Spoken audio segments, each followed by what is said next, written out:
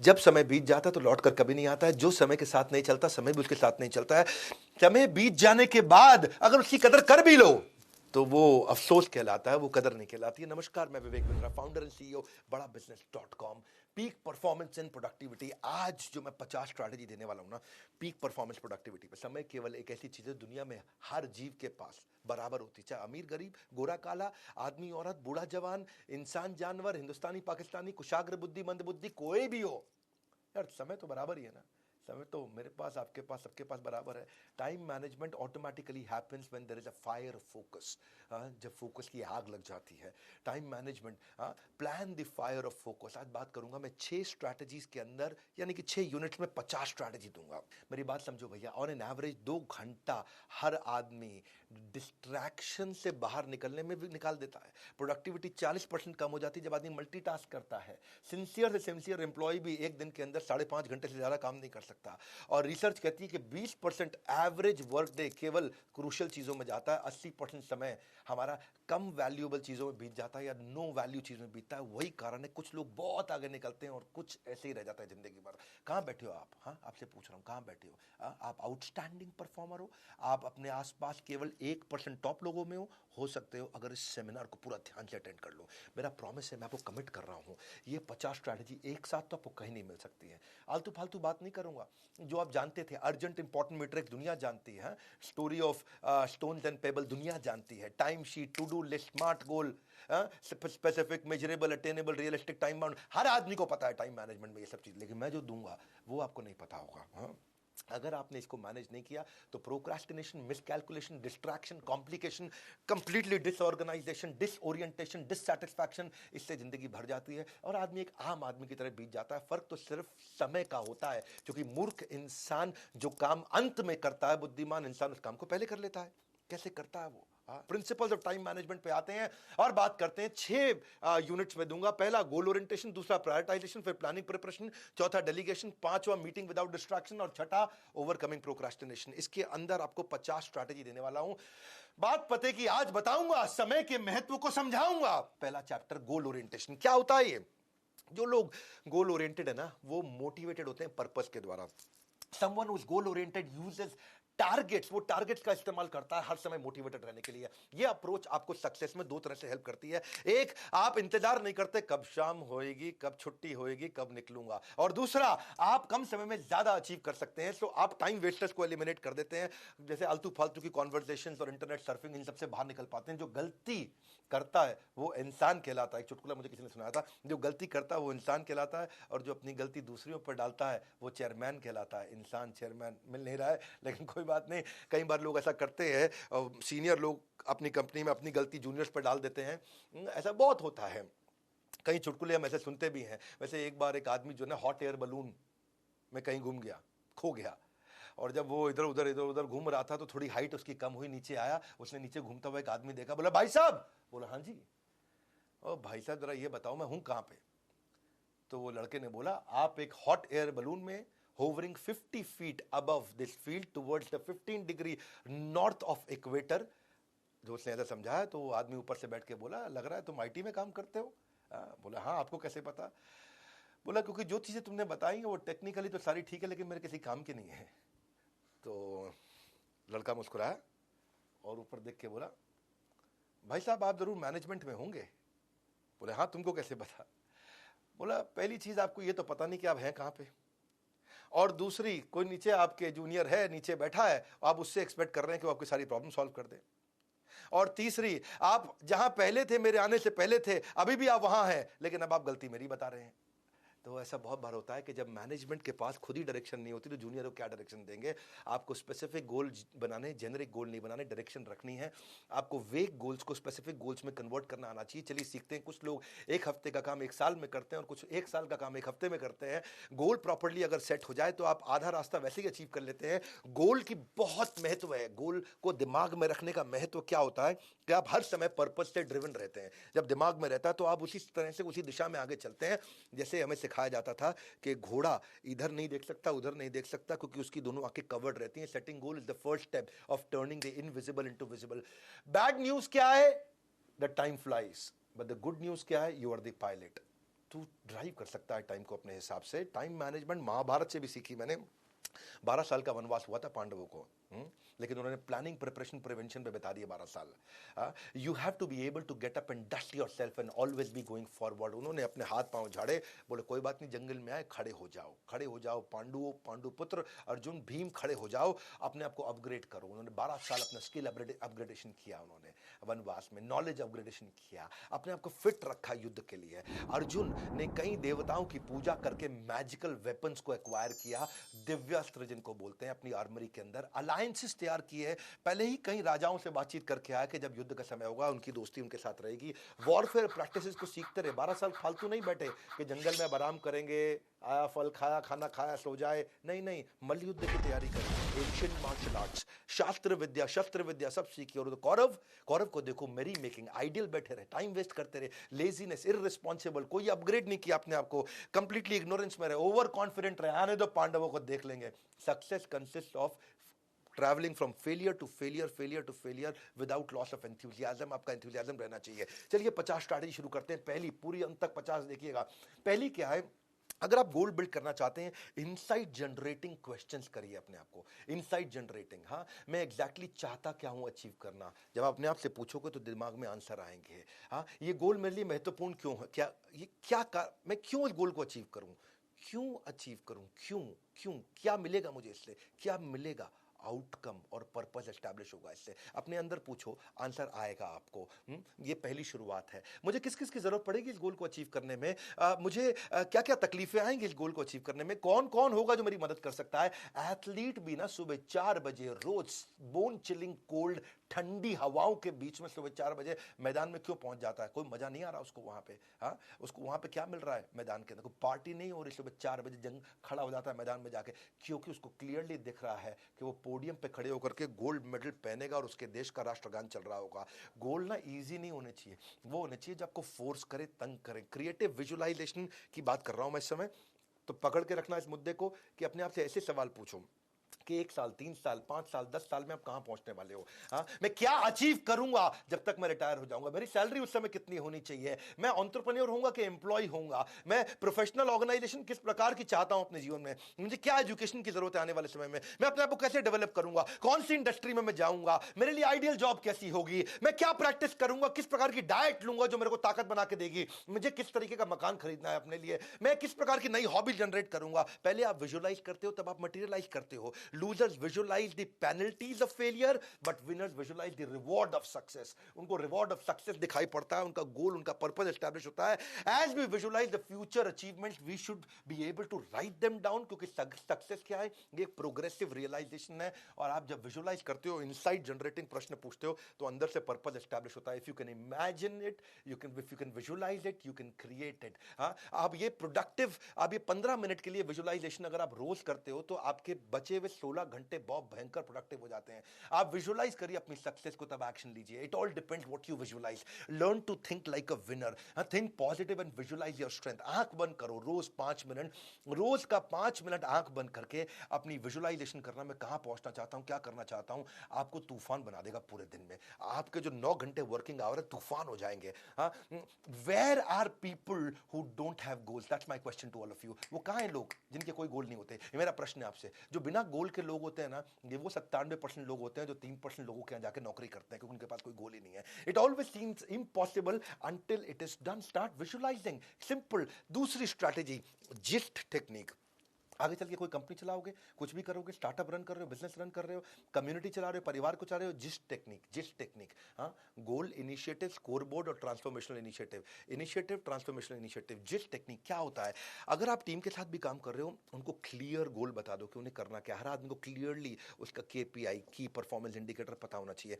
हर आदमी को क्लियरली उसका गोल पता होना चाहिए। दूसरा स्टेप, मैं क्या इनिशिएटिव लूंगा, एफर्ट स्कोर, रिजल्ट स्कोर। कितना एफर्ट करूंगा और क्या रिजल्ट आना चाहिए, कितना एफर्ट करूंगा, क्या रिजल्ट आना चाहिए। दूसरा स्टेप इनिशिएटिव्स। तीसरा स्कोर बोर्ड। अपना हर रोज शाम का स्कोर बोर्ड बना लो, मैंने अचीव कितना किया, मेरा कमिटमेंट वर्सेस अचीवमेंट। मैंने सुबह ये कमिट किया, शाम को ये अचीव किया। कमिट किया था 100, अचीव किया 80। कमिट किया था 100, अचीव किया 120। अपना कमिटमेंट अचीवमेंट बना दो। तो पहले हमने इनिशिएटिव, उसके बाद स्कोर बोर्ड बनाया। अब आता है ट्रांसफॉर्मेशनल इनिशिएटिव। मैं नए इनिशिएटिव क्या लूं, अलग इनिशिएटिव क्या लूं, रिव्यू साइकिल कैसे करूं, इंप्रूवमेंट कैसे लेकर के आऊं।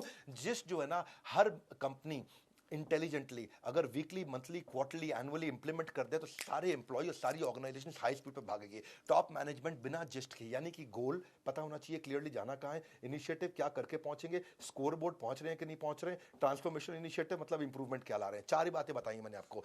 गोल कहां जा रहा हूं, अब अगर आपको ये पता ही नहीं कि मैं एफर्ट क्या करूं तो रिजल्ट ही गलत आएगा। गलत एफर्ट करेंगे, रिजल्ट गलत आएगा। आपको गलत मिल, किस दिशा में जा रहे हैं, जाना था जयपुर, चल पड़े आगरा की तरफ, पहुंच जाएंगे जयपुर, नहीं पहुंचेंगे मेरे भाई। अगर आप सही दिशा में जा रहे हैं, धीरे भी जा रहे हैं, नजदीक तो पहुंच रहे हैं अपनी दिशा के। मुद्दा इतना ही है कि अपनी टीम से चेक करो कि आपकी टीम अलाइंड है, वो एम्बिशियस भी उनके बिल्कुल क्लियर है एम्बिशन, इंपैक्ट क्या आने वाला क्या सबको पता है, इंस्पिरेशन कितनी आएगी, क्या उनको क्लियरली बिल्ड हो रही है, ये मेजरेबल है कि नहीं है, ये स्पेसिफिक है कि नहीं है, ये टाइम बाउंड है कि नहीं है, ये मेरे सर्कल ऑफ इन्फ्लुएंस में है कि नहीं है। यानी कि आप जो भी बना रहे हैं, जो गोल है, इनिशिएटिव है, स्कोर बोर्ड है, इसकी सबको क्लैरिटी होनी चाहिए पूरी टीम को। जितनी ज्यादा क्लैरिटी होगी उतनी ताकत आएगी। आपको क्या करो, उसको पील मेथड पे करो, plan your gist, execute your gist, engage your employees और learn from success and failure. ये पील मॉडल होता है। आपके जिस्ट के बहुत एग्जांपल है। आप कंपनी में कुछ भी इंप्लीमेंट करना चाहते हो, जिस्ट से कर सकते हो। सबको गोल पता हो गया, एफर्ट क्या करूंगा पता है, स्कोर बोर्ड पता चल गया, ये समझ में आ गया। देखो जब आदमी के पास ना स्कोर बोर्ड होता है, उसकी स्पीड बढ़ जाती है। जब आप बास्केटबॉल खेल रहे हो बिना स्कोर बोर्ड के तो आप धीरे खेलते हो, वही बास्केटबॉल खेल रहे हो स्कोर बोर्ड के साथ, आपकी स्पीड बढ़ जाती है। फुटबॉल खेल रहे हो प्रैक्टिस मैच, आपकी स्पीड नहीं आती। जैसे फुटबॉल खेल रहे हो स्कोर बोर्ड चालू, आपकी स्पीड बढ़ जाती है। कोई भी आप गेम खेलते हो बिना स्कोर बोर्ड के ताकत नहीं आता, और वही गेम स्कोर बोर्ड के साथ में खेलो और जान लगा देते हैं जीतने के लिए। स्कोर बोर्ड से ना अलग प्रकार की एनर्जी आती है। 100 आउटबाउंड कॉल करनी है, हाँ 100 फोन कॉल्स करनी है सेल्स के आदमी को, स्कोर बोर्ड हो गया। ब्रांड एंगेजमेंट, इसको स्कोर बोर्ड दे दो आप ले। हाँ आपके कंपनी में, फैक्ट्री में, दुकान में, शोरूम में विजिटर बढ़ाने हैं, फुटफॉल बढ़ानी है, इसका स्कोर बोर्ड दे दो। एक दिन में 50 लोग आते हैं, एक दिन में 80 कैसे करूं। अगर कस्टमर सेटिस्फैक्शन है, कस्टमर आपको रेटिंग दे रहा है 10 में से 7, उसको 9 पे कैसे ले जाऊं, स्कोर बोर्ड हो गया। एनुअल रिकरिंग रेवेन्यू, मेरे को हर साल आ रहा है 1 करोड़ रुपया, 2 करोड़ कैसे आएगा, स्कोर बोर्ड हो गया। लीड कन्वर्जन, 100 लोग फोन करते हैं, उनमें से 10 लोग खरीदते हैं। 100 लोग फोन करते हैं, उनमें से 40 लोग कैसे खरीदें, स्कोर बोर्ड हो गया। नया कस्टमर को एक्वायर कहां से करके लेके आऊं, मैं रोज के 10 कस्टमर ला रहा हूं, 20 कैसे लाऊं, स्कोर बोर्ड हो गया। मेरे इतने एम्प्लॉय काम करते थे, साल में 20% एम्प्लॉय छोड़ के जाते थे, अब कम एम्प्लॉय जाएं, छोड़ के केवल 5% जाएं, स्कोर बोर्ड हो गया। अरे जो भी करना है उसको स्कोर बोर्ड दो। जब स्कोर बोर्ड आ जाता है तो लोगों में ताकत आ जाती है। ये जिस्ट था। तीसरा मॉडल है पावर मॉडल। पावर मॉडल क्या है, इससे पूरा टाइम मैनेजमेंट सीख पाओगे आप। पावर मॉडल, पहले प्रिपेयर, भैया प्रिपेयर करा दो सबको, गोल क्या है सबको प्रिपेयर करा दो। दूसरा ऑर्गेनाइज, अब सबका कैलेंडर ट्रैक कर दो, भाई अभी कहां है, जाना कहां है, कैसे जाएंगे, सबको ऑर्गेनाइज कर दो, तुझे ये करना, तुझे ये करना, तुझे ये करना, तुझे ये करना है। तीसरा वर्क, अब उसके बाद एक्शन ले लो, स्ट्रॉन्ग एक्शन। ऐसा नहीं है कि भैया बातचीत सारी हो गई लेकिन एक्शन लिया ही नहीं। उसके बाद क्या, चौथा इवैल्यूएट, अब बार बार चेक करो भैया काम हो रहा है कि नहीं हो रहा। बहुत सारे लोग काम बता देते हैं, उसके बाद चेक नहीं करते, फिर काम होता ही नहीं है। और उसके बाद फाइनली है रीथिंक, क्या इसको किसी और तरीके से किया जा सकता है। ये है आपका पावर मॉडल। एक वॉरेन बफे का भी बड़ा अच्छा मॉडल है, उसको बोलते हैं टूल स्ट्रैटेजी। मैं 50 स्ट्रैटेजी दूंगा और बीच में कुछ तो मेरी इतनी फेवरेट है, बहुत जबरदस्त है। आपके जितने भी प्रकार के गोल्स और ड्रीम्स है, सबका लिस्ट बना दो। मुझको ये गाड़ी चाहिए, मुझको ऐसा मकान चाहिए, मुझको ये अचीव करना है, मुझको ऐसा करना है, कंपनी में ये करना है, इतना रेवेन्यू चाहिए, इतना कॉस्ट, सब 25 आइटम की लिस्ट बना दो। और उन 25 में से आप स्टेप 2 क्या है, उन 5 को सर्कल कर दो जिन्हें अचीव करना ही करना है। 25 में से 5 सिलेक्ट कर लो। अब जो बची हुई 20 है, 5 जो सिलेक्ट कर ली, हर हाल पे इस पे जान लगाना है, और जो 20 बच गई हैं इनकी तरफ पूरी तरह से इससे नजर हटाना है। यानी कि जो 5 हैं उन पे जान लगा दूंगा, और जो बची हुई 20 हैं उनकी तरफ मुड़ के भी नहीं देखूंगा। इतना फोकस केवल उन 5 पे डालूंगा। ये वॉरेन बफे की स्ट्रैटेजी है। वो कहते हैं 2 चीजों की लिस्ट बना दो, मोस्ट इंपॉर्टेंट गोल, और दूसरा क्या है, avoid these at all cost. इनकी तरफ तो मुड़ के भी नहीं देखूंगा। इन टास्क को आप आइडेंटिफाई करो ताकि आपकी सारी एनर्जी उन टॉप 5 पे ही जाए, सब जगह जाए ही नहीं। परेटो की तरह बोलते हैं इसको कि 20% आइटम आपको 80% रिजल्ट देती हैं, और 80% काम करते रहो, 20% भी रिजल्ट नहीं आता। So most of us we spend too much of our time only on urgent things. Urgent क्या है, कभी किसी का फोन आ गया, कभी किसी से बात हो गई, कभी कुछ, कभी कुछ, कभी कुछ, कभी कुछ, कभी कुछ, कभी कुछ, कभी कुछ, बस फिर कुछ कुछ होता है जी, और सब कुछ छूट जाता है। कैसे बनेगी बात आपकी। तो आपको जहां टाइम ही नहीं मिलेगा आपके लिए रियल इंपॉर्टेंट थिंग। अगली स्ट्रैटेजी जीपीएस टेक्निक।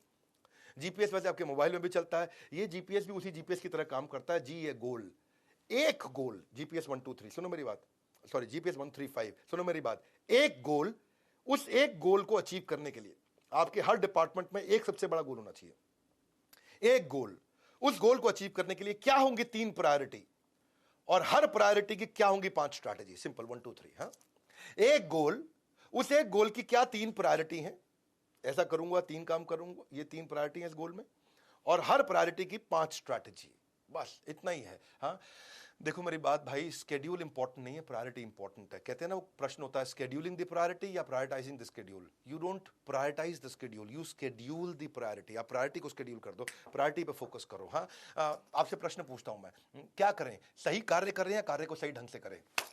सुनो सुनो भैया, तुमसे पूछ रहा हूं। हाँ, सही कार्य कर रहे हैं कि कार्य को सही ढंग से करें? नहीं, सोचो, दोबारा सोचो, सही कार्य करें या कार्य को सही ढंग से करें? सही कार्य करें, उत्तर है। बहुत लोगों ने सोचा था कार्य को सही ढंग से करें।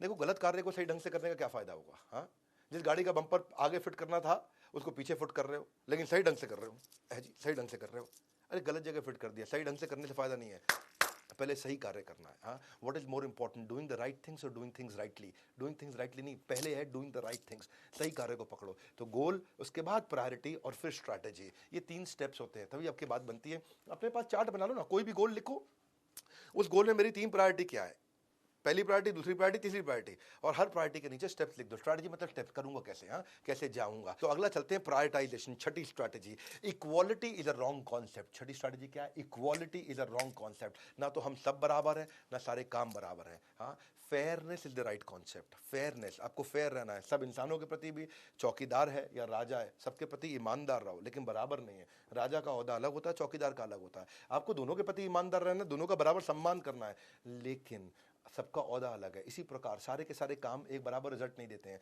जो काम ज़्यादा रिजल्ट देता है उसी पे फोकस करना है, इसको बोलते हैं प्रायोरिटी। पर सबसे इंपॉर्टेंट क्वेश्चन क्या है कि जो भी आप काम कर रहे हो उसका इम्पैक्ट क्या है, मेजरेबल इम्पैक्ट क्या है। मैं एक बड़े अच्छे लीडर से मिला, डिजिटल मार्केटिंग के एक लीडर हमारी कंपनी में काम करते हैं।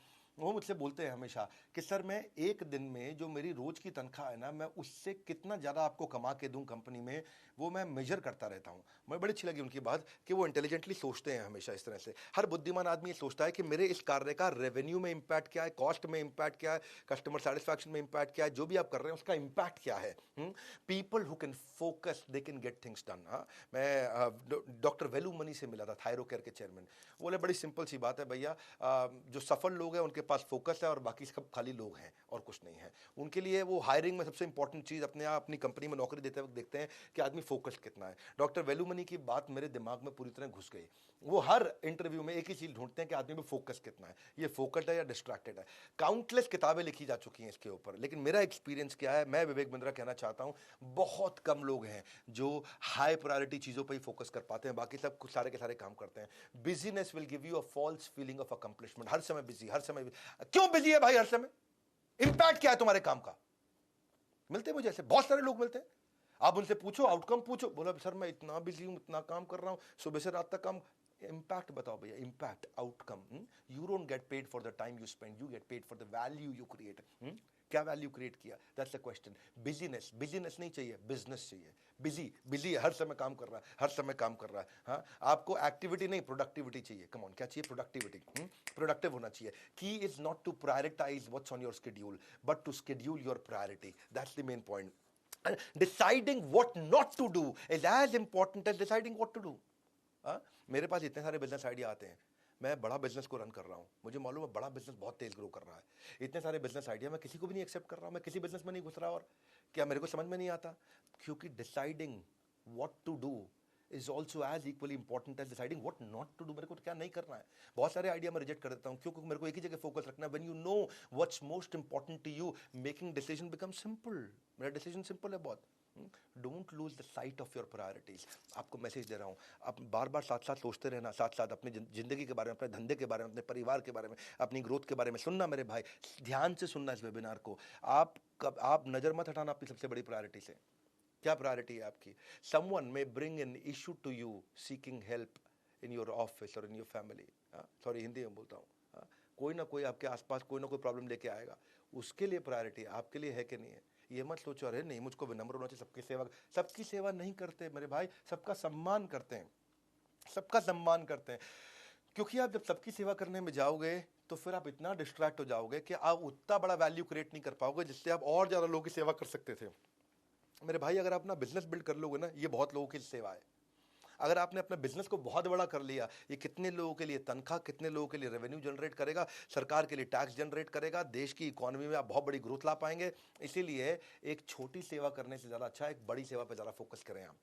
The least effective person has same amount of time as much as the most effective person has.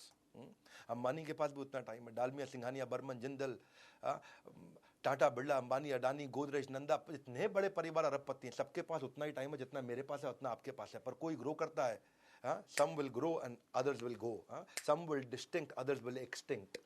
किधर खड़ा है मेरे भाई, किधर किधर तू किधर खड़ा, मैं पूछ रहा हूँ। थोड़ा हार्ड भी बोलूंगा, अलाउ कर देना मेरे को आज। Life is a series of choices. क्या चूज किया है आपने?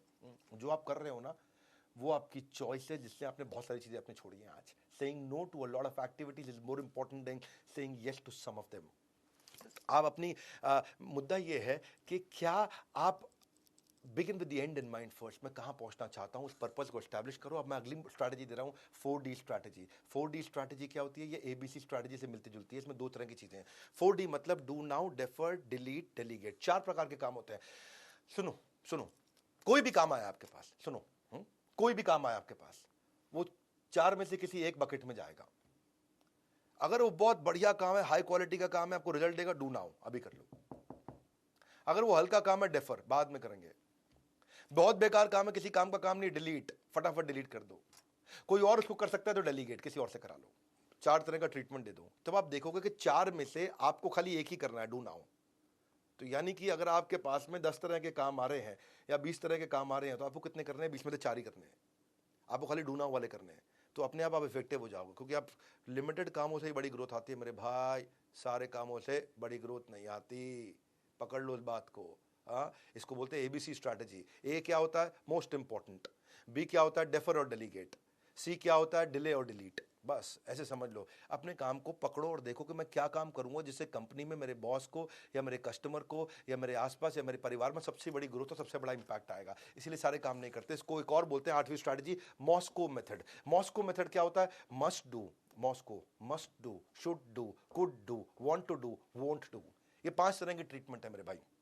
मस्ट डू, ये इतने बढ़िया, इतने इंपॉर्टेंट काम है, करने ही करने, नॉन नेगोशिएबल। शुड डू, ये इतने इमीडिएटली करने की जरूरत नहीं, बाद में देख लेंगे इसको। Should do. Could do optional है, करें नहीं करें चलेगा। वांट टू डू, मेरे को अच्छा लगता है ये, घूमने जाना है, मजे मारने जाना है, मॉरिशस जाना है, थाईलैंड जाना है, कहीं चक्कर मार के आना है, समुद्र किनारे जाना है, पहाड़ पे जाना है, ये मुझे अच्छा लगता है, लेकिन अभी जरूरी नहीं है। और फाइनली वोंट डू, ये वो है जो मुझे करना ही नहीं है। तो ये 5 प्रकार की कैटेगरी, इनमें से करने कौन से? आपको मस्ट डू करने। तो आपने जैसी चीजों को अपने कम कर दिया ना, वो आप हो गया आपका prioritisation. Absorb what is useful, reject what is useless. शास्त्रों में क्या बोला गया है? अनुकूलस्य संकल्प, प्रतिकूलस्य वर्जनम। Accept the favourable, reject the unfavourable. बुद्धिमान आदमी का यही काम है, वो लिमिटेड काम ही करता है। Focus on being productive instead of being busy. Busy आदमी ग्रो नहीं करता है, प्रोडक्टिव आदमी ग्रो करता है। नौवीं स्ट्रैटेजी, ईट दैट फ्रॉग। मेंढक जो है ना, मेंढक खाना नॉन वेजिटेरियन को भी अच्छा नहीं लगता है। नॉन वेजिटेरियन आदमी को भी बोलते मेंढक खा लो, नहीं खा पाएगा। मेंढक मतलब एक ऐसा जानवर है जो पूरी दुनिया में शायद 1-2-4 देश के लोग खाते होंगे, बाकी दुनिया भर में मेंढक खाना तो कोई पसंद नहीं करता, ना कोई अमेरिकन ना कोई यूरोपियन। मेंढक कौन खाता है? लेकिन मानो अगर फिर भी खाना पड़ जाए मेंढक, मान लो जबरदस्ती खाना ही पड़ जाए, तो कब खाना चाहिए? दिन में, सुबह, दोपहर को या शाम को? बताओ। कई लोग खाना ही पड़ेगा, रात को आराम से खाऊंगा बाद में। अगर आपने डिसाइड किया कि मैं रात को खाऊंगा, तो दिन भर परेशान रहोगे आप। अरे मेंढक खाना पड़ेगा, मेंढक खाना पड़ेगा, मेंढक खाना पड़ेगा, मेंढक खाना पड़ेगा। इससे अच्छा क्या है? सुबह सुबह नाश्ते में सबसे पहले खा लो, अब दिन भर फ्री हो गए। खा लिया, खाते वक्त थोड़ी देर की दिक्कत है, आधे घंटे की बस, लेकिन उसके बाद फिर सुबह 9 से लेकर रात 10 बजे तक आप एकदम फ्री हैं, दिमाग से टेंशन खत्म। मेंढक ये वो चीज़ है जो सबसे मुश्किल काम होता है। ऐसे अब आप अपने स्केड्यूल में चले जाओ, सबसे मुश्किल काम क्या है आपके स्केड्यूल में? वो है आपका मेंढक। अगर आपने सुबह निपटा दिया अपने मेंढक को, तो दिन भर आपकी जिंदगी बड़ी आसान हो जाएगी। Start your day by doing the most burdensome task, most difficult task. Get a very clear goal. देखो उसमें डेडलाइन डाल दो, कंपाइल कर दो, सबसे इंपॉर्टेंट चीज क्या, उसको सुबह सुबह कर दो, ऑर्गेनाइज करके, खत्म। एक्शन ले लो मेंढक पे। मेंढक मतलब सबसे मुश्किल काम, यार ये नहीं करना और ये नहीं करना, उस चक्कर में पूरा दिन वो सर पे चढ़ा रहता है, अरे अभी करना, कब करूंगा। मेंढक है भाई, सुबह निपटा दो उसको। When you can come up, see आप जब सबसे डिफिकल्ट काम को कर जाते हो ना, आपकी लाइफ इजी हो जाती है। Don't pray for easy life, pray to be a stronger man. बस सिंपल है भाई मेरी बात। और अगला मतलब 10वां है MIT मेथड। MIT, एक है मैसेच्यूसेट इंस्टीट्यूट ऑफ टेक्नोलॉजी और एक है MIT मोस्ट इंपॉर्टेंट टास्क। ये वाली तैयारी पिछले दिन करते हैं, यानी कि पिछली शाम को, यानी कि रात को सोने से 2-3 घंटा पहले, 2 घंटा 1 घंटा पहले आप लिख लो कि कल मेरे लिए सबसे इंपॉर्टेंट 7 चीजें कौन सी हो सकती हैं भैया। क्या क्या वो चीजें, 7 सबसे इंपॉर्टेंट कौन सी हैं। तो पहले 7 का लिस्ट बना लो और बना करके उनको रैंकिंग दे दो। रैंक 1 2 3, ये सबसे इंपॉर्टेंट रैंक 1, उसके बाद इंपॉर्टेंट रैंक 2, उसके बाद 3 और आखिरी वाली को रैंक 7 दे दो। उसके बाद टॉप 3 को सर्कल कर लो। वो हो गया आपका नेक्स्ट डे का प्लान। इसको बोलते हैं MIT strategy, most important task. अपना मॉर्निंग MIT को डेडिकेट कर दो। मॉर्निंग में सुबह MIT होना चाहिए, मोस्ट इंपॉर्टेंट टास्क। हाँ, जिस आदमी को ना अपने मेजर और माइनर को अलग अलग करना आता है, यानी कि मोस्ट इंपॉर्टेंट थिंग और मेन थिंग और मल्टीपल थिंग, ऐसे समझो आप। मेन थिंग और मल्टीपल थिंग। मेन थिंग हो गया MIT most important task, multiple thing हो गया अरे बहुत सारी छोटी मोटी चीजें। जिसको ये दोनों को अलग करना आता है वो गेम चेंजर है, मेजर और माइनर को। और काफी लोगों ने मेजर किया हुआ है माइनर में हल्की फुल्की आइटम को काम करने के मास्टर बन जाते हैं, छोटे छोटे काम को करने के मास्टर बन जाते हैं। बड़े काम करने भाई, छोटे काम नहीं करने। मोस्ट इंपॉर्टेंट टास्क ये पिछली शाम को करो, इसकी पिछली शाम को तैयारी करो। इजी है इंप्लीमेंट करने में, एक बार ट्राई करना शुरू करो, आपको ना माइंड इतना फोकस होना शुरू हो जाएगा। 7 आइटम लिखो, टॉप 3 उठा लो और सुबह चालू कर दो उनको। टॉप 3 सुबह चालू होने लगा तो गेम चेंज हो जाएगा। इससे मिलती जुलती अगली 11वीं स्ट्रैटेजी है प्रायोरिटी स्कोरिंग। प्रायोरिटी को स्कोर कैसे करें। स्कोर मतलब उसको रेटिंग दे सकते हो, क्योंकि आपके 20% ही एफर्ट है जो 80% रिजल्ट देते हैं, ये बात तो सबको पता है। ये प्रायोरिटाइज करने में आपको मदद करता है प्रायोरिटी स्कोरिंग। हाँ, आप अपनी जो जो प्रॉब्लम फेस कर रहे हो उनको लिखो और उसके बाद हर एक के आगे आप प्रायोरिटी लिख दो कि ये सबसे बड़ी प्रॉब्लम है, उससे छोटी है, उससे छोटी है, उससे छोटी है, उससे छोटी है। रैंकिंग दे दो और रैंकिंग के बाद नंबर भी दे दो। और जो कॉमन है उनको ग्रुप कर दो, बैच कर दो, कॉमन को ग्रुप कर दो और फिर पूरे कॉमन को ग्रुप करके कॉमन का स्कोर चेक कर लो भैया। इसका मतलब क्या हुआ, आपने हाईएस्ट स्कोर जिस जिस इशू का है उससे पहले काम करेंगे, टेक एक्शन अकॉर्डिंगली। मुद्दा क्या, keep the main thing the main thing. हाँ, मेन थिंग को मेन थिंग बना लो अपनी जिंदगी का। सबसे बड़ी चीज को सबसे बड़ा काम टाइम देना शुरू कर दो। जितना बड़ा मुद्दा उसको उतना ज्यादा टाइम देना शुरू कर दो। जिंदगी का सबसे बड़ा डेंजर मालूम क्या, सबसे बड़ा डेंजर वो ये है कि आपकी छोटी मोटी चीजें आपका इतना समय ले जाती हैं कि बड़ी चीजों के लिए समय नहीं बचता है। वो सबसे डेंजरस है। जितने भी प्रोडक्टिव लोग हैं मेरे भाई दुनिया के अंदर, जो भी बड़े बिलियनर्स हैं, आप देख लेना वो अपने टाइम को बहुत एफिशिएंटली मैनेज करते हैं। इसीलिए peak performance and productivity, ABCDE technique, 12वीं टेक्निक। हाँ, ABCDE टेक्निक। ये क्या टेक्निक है, आप अपने दिन को एक मास्टर लिस्ट से शुरू कर लो। आप हर सिंगल टास्क को लिखो। हाँ, जो मंडे ने फालतू किए, जो बहुत क्रिटिकल है, क्रिटिकल से के आप ग्रोथ आती है, सबसे क्रिटिकल। हाँ, और अभी इनको सबको लिखने के बाद सेकंड स्टेप पे क्या करो, आप उनको रेटिंग देना शुरू करो। A category, B category, C category. A category वो है जो एकदम टॉप प्रायोरिटी है, जिससे सिग्निफिकेंट कॉन्सिक्वेंस आएगा। सिग्निफिकेंट कॉन्सिक्वेंस क्या है, जो एकदम ग्रोथ ओरिएंटेड है। ग्रोथ ओरिएंटेड सबसे बड़ी चीज है, सबसे बड़ी जो जे कर्व लाने वाली चीज है वो है आपकी A कैटेगरी। हाँ, जिसमें आपको अर्जेंसी फैक्टर क्रिएट करना है, जिसके लिए आपको आग लगानी है। और उसको कैटेगराइज कर लो वैसे ही। उसके बाद आती है B लेवल। B लेवल क्या है, अगर आपने ये नहीं किया तो उसके कॉन्सिक्वेंस थोड़े नुकसानदायक हो सकते हैं, होंगे थोड़े नुकसानदायक। फिर आती C लेवल कैटेगरी। ये है कि अगर आपने मिस भी कर दिया तो कोई पेनल्टी नहीं देनी है, कोई आपको नुकसान नहीं होगा, कोई ऐसा बहुत बड़ा खतरा नहीं है। नहीं भी किया कोई बात नहीं। फिर आती है D लेवल कैटेगरी। ये वो है जो आपको करनी नहीं है, ये किसी और से करा लो। फिर आती है E लेवल कैटेगरी, ना आपको करनी है ना किसी और से करानी है, कंपनी से डिलीट करानी है, ये काम ही नहीं होने चाहिए, बेकार काम है, ये हमारे खामा खा टाइम ले जाएंगे। ये ABCDE डिसाइड कर दो आप। तो आपका जितना, देखो प्रायोरिटी का मतलब, टाइम मैनेज करने का मतलब ये नहीं कि टाइम में ज्यादा काम कर लो। टाइम मैनेज करने का मतलब यही है कि एक टाइम में सबसे महत्वपूर्ण काम कर लो। Reason most goals are not achieved is we spend our time doing the second most important thing, है कि नहीं। हाँ, worst use of time is doing something very well. बहुत अच्छे से कोई काम कर दो पर वो काम कर दिया जिसकी कोई जरूरत ही नहीं थी। समझ रहे हैं बात को। आपने क्या किया जी, आपने वो काम को इतने अच्छे से कर दिया जिसकी कोई जरूरत थी नहीं। आपने क्या किया, आपने टेबल सजा दिया। टेबल आपने सजाने में इतना टाइम लगा दिया, इतना टाइम लगा दिया, अब लंच का टाइम होगा, टेबल सजाने में लगे हैं। आउटपुट क्या है? आउटपुट नहीं है। आउटकम, आउटपुट इंपॉर्टेंट चीज़ें हैं। मेरी बात सुनो मेरे भाई, नई नई बातें सीखकर जीवन को नई ऊंचाई दीजिए। हर दिन सुख से बीते, अपने दिन को बेहतर कीजिए। तो अब हम बात करेंगे प्लानिंग एंड प्रिपरेशन पे। अब आपने गोल बना लिया, प्रायोरिटाइज कर लिया, अब प्रायोरिटी को प्लान और प्रिपेयर कैसे करोगे? क्या आपको पता है कि 15 मिनट अगर आप इन्वेस्ट करते हो ना प्लान करने में, तो आप 2 घंटे खराब कर देते हो, 2 घंटे बढ़िया कर देते हो, क्षमा चाहता हूं, अपनी प्रोडक्टिविटी के अंदर। हर 15 मिनट की प्लानिंग आपके 2 घंटे के आउटपुट को बेटर कर सकती है। ये मिनिमम है, लेकिन बहुत लोग ऐसा मानते हैं कि 15 मिनट अगर अच्छे से प्लान कर लो तो 8 घंटे का काम अच्छा हो जाता है। ये प्लानिंग प्रिपरेशन। देखिए मेरी बात सुनिए, इसमें मैं जीटीडी टेक्निक से शुरू करता हूं। जीटीडी सबसे बड़ा स्किल है, ये वो स्किल है जो लोगों के पास है ही नहीं। इस स्किल की कमी के कारण लोगों की ग्रोथ नहीं होती है। आपकी ग्रोथ कितनी हो रही है? सुनो, जीटीडी, गेटिंग थिंग्स डन।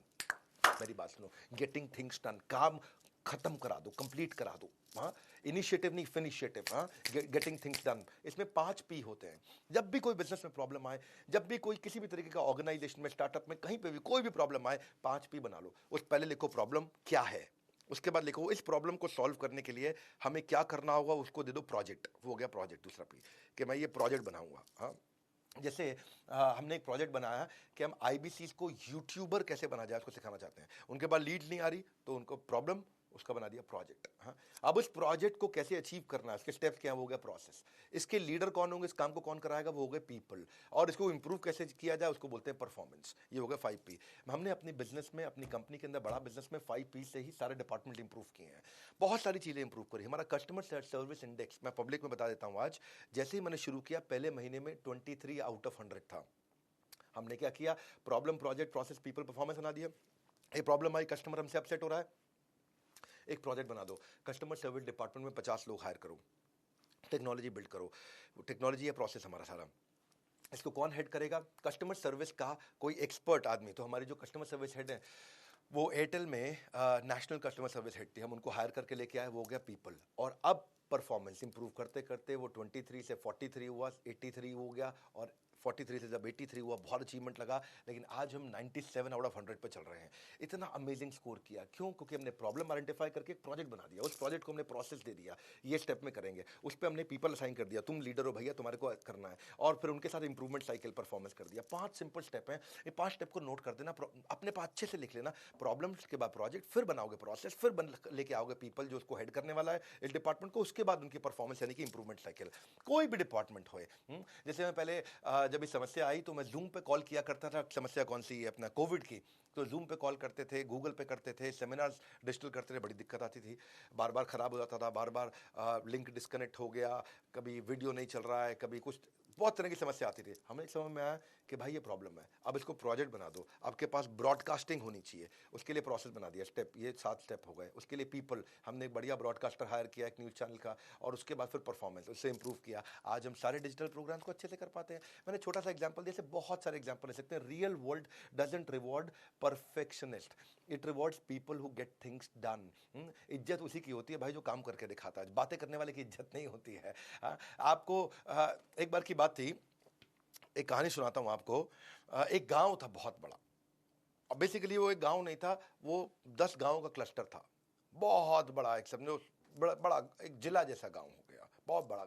बहुत सारे गांव उसमें साथ में जुड़े हुए थे, और वो सब के सब अपने जिले में किसी एक को राजा बनाते थे। पर रूल क्या था कि वो राजा 5 साल के लिए बनेगा, और 5 साल के बाद उसको एक जंगल में भेज दिया जाएगा, तब अगला राजा आएगा। अब जंगल में जानवर होते हैं, उसको मार के खा जाए तो उसकी जिंदगी खत्म।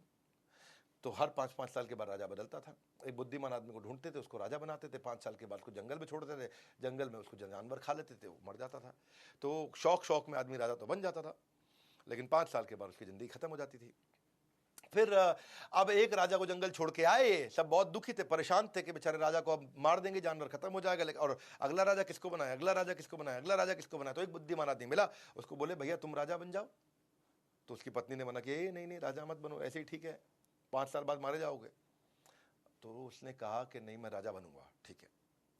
और जब वो राजा बना, बुद्धिमान आदमी, हाँ, जैसे ही राजा बना तो उसने क्या किया, उसने बड़ी अच्छी तैयारी करी, प्लानिंग, प्रिपरेशन, प्रिवेंशन।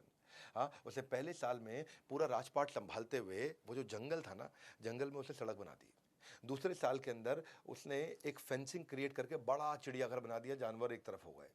तीसरे साल में उसने वहाँ खेती बाड़ी खाने पीने की व्यवस्था कर दी। चौथे साल में वहाँ मकान बनवा दिया और पांचवें साल में उसने अपने पैसे की बचत करी और जैसे ही 5 साल के बाद उसको जंगल भेजा गया तो वो इतना बिल्कुल सुसज्जित बहुत बढ़िया गांव बन चुका था और फिर उसने वहाँ जिंदगी बिताई। इसको बोलते हैं प्लानिंग, प्रिपरेशन, प्रिवेंशन। हाँ, कोई मुश्किल नहीं आती। Confidence is always directly proportionate to preparation. जितना अच्छा प्रिपेयर, अगर आप प्रिपेयर नहीं करोगे जिंदगी भर रिपेयर करोगे। इसलिए कहते हैं प्लानिंग इज प्रिवेंशन। वो मेरी अगली स्ट्रैटेजी है, प्लानिंग इज प्रिवेंशन। अमेरिका के अंदर क्या होता था, आपको मैं रियल केस स्टडी देता हूं। यूएस के अंदर लगातार फायर फाइटिंग चलती रहती थी। और जो वहां पे जो फायर ब्रिगेड होती थी यूएस की, वो हर समय बिजी रहते थे। आग बुझाओ, आग बुझाओ, आग बुझाओ, आग बुझाओ, थक गए आके सो जाओ। फिर घंटी बजी, आग बुझाओ, आग बुझाओ, आग बुझाओ, आग बुझाओ, थक गए आके सो जाओ। इतना परेशान रहते थे वो, हर समय वो स्ट्रेस में रहते थे। हाँ, जैसे ही काम किया आग बुझाई, आकर के फिर उसके बाद सो गए। सोए नहीं, अभी थोड़ा सा एकदम उठा ले, भागो भागो भागो भागो, आग बुझाओ, आग बुझाओ, आग बुझाओ। बड़ा परेशान हो गए। तो उन्होंने कहा कि हर समय हम अर्जेंट काम करते रहते हैं, अर्जेंट काम करते हैं, क्यों नहीं हम प्रिपरेशन प्रिवेंशन करते हैं। हाँ, ऐसी प्लान करें जिससे आग लगनी कम हो जाए। तो उन्होंने ट्रेनिंग प्रोग्राम शुरू किए, बिल्डिंग्स का सर्टिफिकेशन करना शुरू किया, फायर सेफ्टी के कंप्लायंसेस बिल्ड करने शुरू किए। उन्होंने कहा कोई भी गाड़ी जाएगी उसमें फायर एक्सटिंग्विशर होना चाहिए, कोई भी बिल्डिंग बनेगी, हॉस्पिटल बनेगा, मॉल बनेगा, ऑफिस बनेगा, रेजिडेंशियल कॉम्प्लेक्स बनेगा, वहाँ फायर सेफ्टी के नॉर्म्स पूरे होने चाहिए। उसने कहा फिर भी सबको पूरी ट्रेनिंग कर दो, और अगर फिर भी आग लग जाए तो उस आग को कैसे बुझाया जाए उसकी भी ट्रेनिंग कर दो। तो ऐसा हुआ कि कुछ दिन उन्होंने ये साथ साथ आग बुझाने के ये काम भी किया, प्लानिंग, प्रिपरेशन, प्रिवेंशन। और ऐसा हुआ कि 2.5 साल के अंदर, केवल 30 महीने के अंदर वो कंपनी, वो पूरा का पूरा सिस्टम इस स्टेज पे आ गया कि वहां आग लगनी बंद हो गई, और अगर आग लग भी जाए तो वहां लोकल लोग खुद ही आग बुझा लेते थे। इसको बोलते हैं प्लानिंग, प्रिपरेशन, प्रिवेंशन। हाँ, planning helps in predicting the outcome. आप आउटकम को प्रिडिक्ट कर सकते हो अगर आप अच्छा प्लान कर जाओ। Planning gives you sense of direction. Planning allows you to prepare for unforeseen hurdle, आगे चले क्या तकलीफ आएगी। प्लानिंग जो है ना, वो स्ट्रेस को रिड्यूस कर देगा कि अगर आप फेल भी हो रहे हैं अपने कमिटमेंट को डिलीवर करने में, क्योंकि आप वो नहीं होंगे फेल। आप इसीलिए कहा जाता है कि planning to failing to prepare means preparing to fail, या failing to plan means planning to fail. तो आपको आप रिड्यूस करिए अपने स्पिल ओवर्स और एक्टिविटीज को, प्लानिंग, प्रिपरेशन, प्रिवेंशन पे काम करिए। एक बार एक मारवाड़ी से किसी ने पूछा, बिजनेसमैन से, कि भाई तुम्हारे सारे के सारे एम्प्लॉय सुबह सुबह 9 बजे कैसे पहुंच जाते हैं? सारे एम्प्लॉय सुबह 9 बजे एकदम टच टाइम पे पहुंच जाते हैं। बोला बहुत सिंपल है। बोला क्या सिंपल है, क्या किया? बोला मेरे पास 30 एम्प्लॉय काम करते हैं, 29 पार्किंग है। हाँ, और जो 30वीं पार्किंग है पेड पार्किंग है, उससे बचने के लिए सारे टाइम से आ जाते हैं। तो मारवाड़ी बिजनेसमैन ने प्लान किया और लोगों को देखो पंक्चर बना दिया। 15वीं strategy, time log. Time log का मतलब क्या है? अपने टाइम वेस्टर को ट्रैक करो, टाइम वेस्टर को ट्रैक करो। टाइम लॉग देखो कि इसमें क्या है, इसमें आप यूटिलिटी प्लान करो। कॉफी ब्रेक लिया, यूटिलिटी यानी कि मुझे ये कितने रुपए की कमाई देगी, कम देगी। तो उसने लो कर दिया उसमें यूटिलिटी को, और ड्यूरेशन लिख दिया 15 मिनट मेरे निकल गए। प्लान था नहीं था। ईमेल चेकिंग मीडियम यूटिलिटी है, सेल्स कॉल हाई यूटिलिटी है, इससे रेवेन्यू आएगा। अर्जेंट मीटिंग लो यूटिलिटी है, 60 मिनट चला गया। मैं रिव्यू पीपीटी को देख रहा हूं, हाई यूटिलिटी है, इससे मेरी कमाई होगी, इस पे 120 मिनट दिया। लंच को एक्सटेंड कर दिया, भैया लंच था 20 मिनट का, 40 मिनट कर दिया। लो यूटिलिटी था, उस पर मेरा 20 मिनट एक्स्ट्रा फालतू निकल गया, वेस्ट हो गया। पर्सनल फोन कॉल ले लिया, लो यूटिलिटी था, उसमें मेरा 15 मिनट निकल गया। तो ये देखना चाहिए कि आप कौन से काम कर रहे हैं जिससे रेवेन्यू बढ़ता है, कॉस्ट घटती है और कस्टमर सेटिस्फैक्शन बढ़ता है। High utility, medium utility, low utility. क्योंकि a goal without a timeline is just a dream. आपको पास में आपको अपने आप से प्रश्न करने चाहिए, और क्या प्रश्न करने चाहिए, मैं कुछ सैंपल प्रश्न बताता हूं आपको। और प्रश्न करेंगे ना, आपको पता चल जाएगा आप कितने प्रोडक्टिव हैं, आपकी पीक परफॉर्मेंस आ रही है कि नहीं आ रही है। What proportion of my task were already planned. मैंने जो जो काम किए उनमें से कितने काम थे जो मैंने प्लान किए थे, कितने अचानक बीच में आ गए। हाँ, is there a real structure to my day? क्या मेरा दिन स्ट्रक्चर्ड है या ऐसे ही बना रहा हूँ? Did the plan task take longer than expected?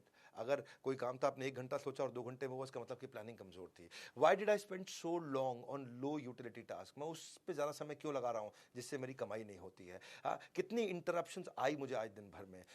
क्या मैं अलाउ कर रहा हूं कि दूसरे लोग आकर के मेरे टाइम को डिक्टेट करें?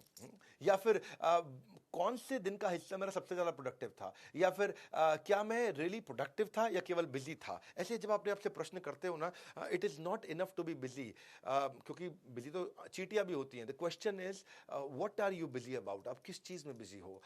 अपने आप से प्रश्न करो कि मैं किस चीज में बिजी हूं, what can I do to gain control over my time, मैं क्या परिवर्तन लेकर के आऊं, क्या मैं रियलिस्टिकली प्लान कर सकता हूं अपने दिन को और बेटर तरीके से। हाँ, क्या मैं ज्यादा स्पेंड कर सकता हूं अपने high utility task. High utility task बड़ा इंपॉर्टेंट वर्ड है ये। हाँ, इसको बोलते हैं HUT, हाई यूटिलिटी टास्क। आपको केवल वही टास्क करने हैं जो हाई यूटिलिटी के हो, जिससे बड़े इंपैक्ट आते हो। On a scale of 1 to 10, आज मैंने कितना टाइम हाई यूटिलिटी टास्क पे लगाया। Time is more valuable then money. You can get more money, you can get more money, but you can not get more time. ये तो पक्का है बिल्कुल। इसको ना यूज करने के लिए एक और चीज देखो, biological prime time technique. Biological prime time technique क्या है कि आपकी बायोलॉजिकल बॉडी किस समय ज्यादा परफॉर्म करती है। अपने बायोलॉजिकल रिदम को ट्रैक करो कि आपकी जो बॉडी है, देखो कुछ लोग ना सुबह बहुत प्रोडक्टिव होते हैं, कुछ शाम को प्रोडक्टिव होते हैं, कुछ सुबह एकदम लेजी होते हैं, धीरे धीरे चलते हैं, उनकी बॉडी स्लो काम करती है, दिन में तेज होते हैं और शाम को बहुत ज्यादा काम करने लग जाते हैं। तो देखो कि आपके प्रोडक्टिव आवर्स कौन से हैं, और फिर अपनी वर्किंग आवर्स को, अपने जो आपके जो हाई यूटिलिटी टास्क है उनको उस आवर्स में डाल दो। आप जितना कॉम्प्लेक्स टास्क है आपका, उसको उसी समय अटैक करो जिस समय आपकी बायोलॉजिकल प्राइम टाइम चल रहा हो। जैसे मान लो कोई व्यक्ति है, वो शाम को 5 बजे से 8 बजे तक सबसे ज्यादा एनर्जेटिक, सबसे फ्रेश रहता है, तो फिर उसे क्या करना चाहिए। इस समय हाई एनर्जी है तो सबसे कॉम्प्लेक्स काम को वो उस समय करें। इसको ऐसे भी समझ सकते हो, फ्रेश और फ्राइड टेक्निक। फ्रेश और फ्राइड टेक्निक क्या है कि आप किस समय फ्रेश होते हो उस समय काम करो, किस समय फ्राइड, फ्राइड मतलब एकदम, उस समय उस काम को अवॉइड करो, उस समय वो काम करो जो बहुत इजी है। आपका ब्रेन पावर ना डिपेंड करता है आपकी ब्रेन की फ्रेशनेस पे, और ब्रेन की जब फ्रेशनेस होगी, जब आप फ्रेश होगे तो कॉम्प्लेक्स काम करेंगे, जब थके हुए फ्राइड है तो इजी काम करेंगे। इसको ऐसे डिवाइड कर लो। आपको भी पता होना चाहिए कि भैया आप कब, आपके पास ज्यादा एनर्जी होती है। The time that leads to mastery is dependent on the intensity of your focus. कब है आपकी हाई इंटेंसिटी फोकस की। ज्यादातर लोग ऐसा बताते हैं कि उनका सुबह सुबह फोकस बहुत अच्छा होता है, जितना अर्ली मॉर्निंग उठते हैं उतना ज्यादा फोकस होता है। आप अपना ऑब्जर्व करिए और उसको यूज करिए। अगली स्ट्रैटेजी है deep work technique. Deep work technique को द वन थिंग टेक्निक भी कहते हैं, कि मतलब एक काम को इतना डीपली और इतना डीपली और इतना डीपली कर लो कि उस काम को एक्सेलेंस बिल्ड कर लो। लेकिन वो एक काम वही होना चाहिए जो सबसे इंपॉर्टेंट काम हो, है कि नहीं है। ये नहीं कि आप बिल्कुल मतलब ऐसा फालतू काम को बहुत ज्यादा ध्यान से कर रहे हो। इंटेलेक्चुअल एक्टिविटी जो भी है वो डिस्ट्रैक्शन फ्री कंसंट्रेशन के साथ काम होनी चाहिए। क्योंकि देखो जो ये द वन थिंग है, यानी कि जो डीप वर्क है, उसका ऑपोजिट क्या हो गया, हाफ वर्क। उसका ऑपोजिट क्या हो गया, शैलो वर्क। उसका ऑपोजिट क्या हो गया, मल्टीटास्किंग, ये भी कर रहा है, ये भी कर रहा है, ये भी कर रहा है। उसका ऑपोजिट क्या हो गया, समझ लो आप कि बहुत सारे प्रोजेक्ट पे काम कर रहा है। हाँ, उसका ऑपोजिट क्या हो गया, डिस्ट्रैक्ट होकर के काम कर रहा है। उसका ऑपोजिट क्या हो गया, अननेसेसरी फालतू मीटिंग्स में भी काम कर रहा है। उसका ऑपोजिट क्या है कि आप कोई भी फोन कॉल आ रही है उसको उठा रहा है। फोन किया, हेलो HDFC का क्रेडिट कार्ड लोगे, लूंगा तो नहीं, आप कैसे हैं ये बताओ। हाँ, क्या फालतू बात कर रहा है, डिस्ट्रैक्टेड ही आदमी है ये। इसकी जिंदगी में ये वही गाना गाता होगा, हम किस गली जा रहे अपना कोई ठिकाना नहीं। ठिकाना होना चाहिए, गधा है क्या तू, है क्यों तेरा ठिकाना नहीं है भाई। किस गली जा रहा तुझे नहीं पता है, क्या करेगा जीवन में तू। Best way to overcome half work और shallow work is consciously focus करो द वन थिंग पे।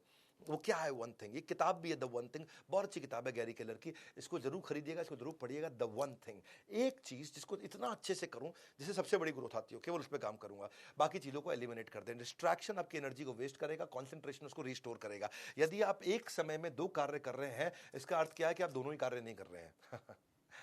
आप 2 कार्य ऐसे कर सकते हो कि जिस कार्य में ब्रेन नहीं लगता हो वो कार्य तो आप साथ में कर सकते हो। फॉर एग्जाम्पल, मैं फोन पे बात कर रहा हूं, उसमें ब्रेन लग रहा है, लेकिन मैं चल रहा हूं, उसमें ब्रेन नहीं लग रहा, तो ये 2 साथ में हो सकते हैं। महिलाएं कुछ खाना बनाने में एक्सपर्ट होती हैं, तो बात कर रही हैं साथ में स्पीकर फोन पे और खाना बना रही हैं। बात करने में उनका दिमाग लग रहा है, लेकिन खाना उनको पता है कितना मसाला डालना है, कितना नमक डालना है, ये फेंका नमक, ये फेंका मसाला। वो एक्सपर्ट है, तब भी खाना बहुत बढ़िया बना लेती हैं। तो कुछ चीज़ें होती हैं जिसमें दिमाग लगाना है और जिसमें नहीं दिमाग लगाना है, वो तो साथ में कर सकते हैं। पर 2 चीज़ जिनमें दिमाग लगाना है क्रिटिकल है, ओपन हार्ट सर्जरी भी कर रहे हैं और बेटी की शादी के कार्ड किस किस को बांटने हैं उसका भी प्लान बना रहे हैं। तो या तो भाई कार्ड गलत जगह पहुंचेगा, या वो आदमी जिसकी सर्जरी हो रही है वो गलत जगह पहुंच जाएगा। तो आपको ना समझना है द वन थिंग, जो सबसे जो क्रिटिकल चीज में खाली एक ही काम करना है, मल्टीटास्किंग नहीं करना है। अगली है time blocking and time boxing, ये दोनों अलग है। टाइम ब्लॉकिंग अलग प्रकार से काम होती है, टाइम बॉक्सिंग अलग प्रकार से होती है। टाइम ब्लॉकिंग जो होती है वो टास्क बेस्ड होती है। ये काम खत्म करूंगा, इसके लिए टाइम ब्लॉक कर दिया है मैंने। आज मैं 100 पेज पढ़ के उठूंगा, इसके लिए मैंने 3 घंटे ब्लॉक किए हैं। अब 3 घंटे आपने 100 पेज के लिए ब्लॉक किए हैं और 100 पेज नहीं हुए तो थोड़ा टाइम आप एक्सटेंड भी कर दिया, क्योंकि आपने वो ब्लॉक 3 इस टास्क के हिसाब से किया है। तो टास्क के हिसाब से टाइम ब्लॉक करते हो। एक होता है टाइम बॉक्सिंग, ये टाइम का बॉक्स बना है, अब एक काम खत्म होना हो इसको मैं इतना टाइम दूंगा। ये जो टाइम बॉक्सिंग है ये इलॉन मस्क का मेथड है। इलॉन मस्क हर मीटिंग 15 मिनट की करता है। उसने पूरे के पूरे दिन को, वो दिन में 16 घंटे ऑफिस में रहता है और 16 घंटे को उसने 15 मिनट पर डिवाइड कर रखा है। हर टीम आएगी 15 मिनट बात करेगी। अगर तुम 15 मिनट के अंदर मुझे अपनी बात समझा के डिसीजन नहीं लेके आ पाए, इसका मतलब तुम पूरी तैयारी से नहीं आए। हाँ, इसका मतलब तुम मेरा टाइम वेस्ट कर रहे हो। इसका मतलब क्या तुम एफिशिएंट मैनेजर्स नहीं हो कंपनी के अंदर।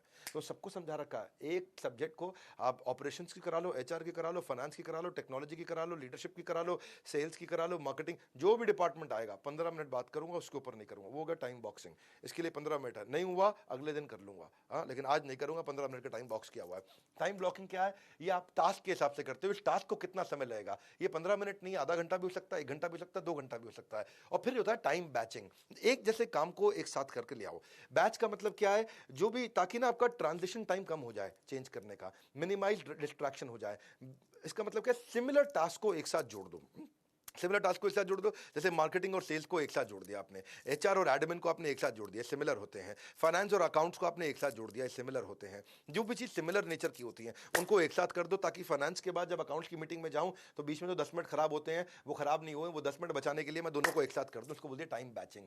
तो टाइम ब्लॉकिंग, टाइम बॉक्सिंग और time batching, switching between various task can make your projects up to 50% longer to complete. बार बार स्विच नहीं करना, बड़े हिसाब से करना है आपको। One task at a time will help you becoming 80% more productive. That's important. आप टाइम ब्लॉकिंग को ट्राई कर सकते हो अगर आप बार बार जगल करते हो। कभी कोई प्रोजेक्ट, कभी कोई रिस्पॉन्सिबिलिटी, कभी कोई प्रोजेक्ट, कभी कोई रिस्पॉन्सिबिलिटी। टाइम ब्लॉक कर लो, इस टाइम पे खाली यही काम करूंगा। आप जब आप ज़्यादा कंपनी रन करते हो तो भी आपको ये फायदा देता है। जब आप बहुत ज़्यादा टाइम बहुत सारे ईमेल्स पे लगाते हो तो भी आपको एक मदद करेगा आपको, ताकि आप अपने टाइम को एफिशिएंटली यूटिलाइज कर सको। जब आप बहुत ज़्यादा इंटरप्शंस आती हैं या बहुत ज़्यादा स्ट्रगल करते हो आप बड़े पिक्चर को हैंडल करने में, तो इसलिए ब्लॉक योर टाइम और lose it forever. Elon Musk का ये कहना है, और इलॉन मस्क अपनी जिंदगी इसी मॉडल पे बताते हैं। Time stage long enough for those who use it rightly. जो ढंग से इस्तेमाल करते हैं, टाइम उनके पास रहता है, बाकियों के हाथ से निकल जाता है। हाथ से कैसे निकल जाता है? मैं ट्रेन में भी आप जाते हो, आपको भी देखते हो ना, ट्रेन में लोग खाली होते हैं, क्या कर रहे हैं? खाली बैठा है जी, लगा हुआ वहां पे। अच्छा, वो मूंगफली बेचने वाले की भी स्ट्रैटेजी अलग है, उसको भी मालूम है। वो क्या बोलता है? ये मूंगफली टाइम पास, टाइम पास, ये टाइम पास, टाइम पास। वो भी उसको पता आउटकम बेच रहा है, यहाँ पे इसका टाइम पास नहीं हो रहा तो टाइम पास बोल। मूंगफली ये नहीं बोलेगा इसमें इतना न्यूट्रिशन है, इतना कैलोरी है। वो क्या, ये टाइम पास, वो जानबूझ के बोल रहा है आपको ऐसे, या आपका टाइम नहीं कट रहा। कुछ लोग होते हैं, वो तो कुछ तो इतने वेले होते हैं कि रास्ते में बैठ जाएंगे खेत में और चींटी का भी रास्ता रोकने लगेंगे, उंगली जगह चींटी आगे से निकल रही है। इस भाई तब बात नहीं बनती है आपकी, तभी जिंदगी खराब हो जाती है। Time stage long enough for those who use it rightly. जो टाइम का सही इस्तेमाल करना जानते हैं, टाइम उनके पास बहुत होता है। जो टाइम को इस्तेमाल करना नहीं जानते उनके पास टाइम रहता ही नहीं है कि नहीं? उनको तो बोलो ये सेमिनार पूरा नहीं अटेंड करेंगे, बोलो यार 19 स्ट्रैटेजी पे पहुंचे हैं अभी 50 होनी है पूरी, वो इसी में परेशान हो जाते हैं। बहरहाल 19 स्ट्रैटेजी क्या है? Pomodoro versus Pomeranian technique. एक टेक्निक होती है पोमोडोरो। पोमोडोरो टेक्निक क्या है? 30 मिनट काम करूंगा, 3 मिनट का ब्रेक लूंगा। 30 मिनट काम करूंगा, 3 मिनट का ब्रेक लूंगा। 3 मिनट के ब्रेक में लंबा गहरा सांस लिया, ब्रीद इन ब्रीद आउट, खड़े हुए बॉडी को स्ट्रेच किया, स्ट्रेच करके वापस देखा और सब ओके हो गया। हाँ, अब वापस अपने आप को प्रिपेयर किया, अब क्या काम करूंगा, क्या क्या काम बचा है मेरा, उसको स्टडी किया और फिर काम पे लग गए 30 मिनट। 30 मिनट काम, 3 मिनट ब्रेक, 30 मिनट काम, 3 मिनट ब्रेक। ये तो पोमोडोरो सबको पता है, लेकिन एक होती है पोमेरियन टेक्निक जी। पोमेरियन टेक्निक क्या है? 3 मिनट काम, 30 मिनट ब्रेक। 3 मिनट काम, 30 मिनट ब्रेक। पोमेरियन ये ना, ये उस कुत्ता जो पोमेरियन होता है ना, ये उसके नाम से आया है ये टेक्निक। और ये क्यों आया है? क्योंकि वो हर समय उछलता रहता है, उछलता रहता है जी। वो कहाँ फोकस करेगा? बंदर कुत्ता ही फोकस